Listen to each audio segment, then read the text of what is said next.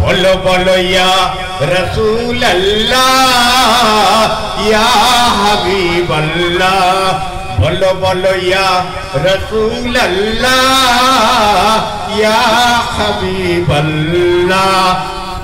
আর একটি ফুল আছে, কোন ফুলটা? রজনীগন্ধা।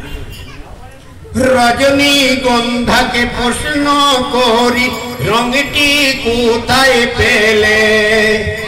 রজনীগন্ধাকে প্রশ্ন করি রঙটি কোথায় পেলে?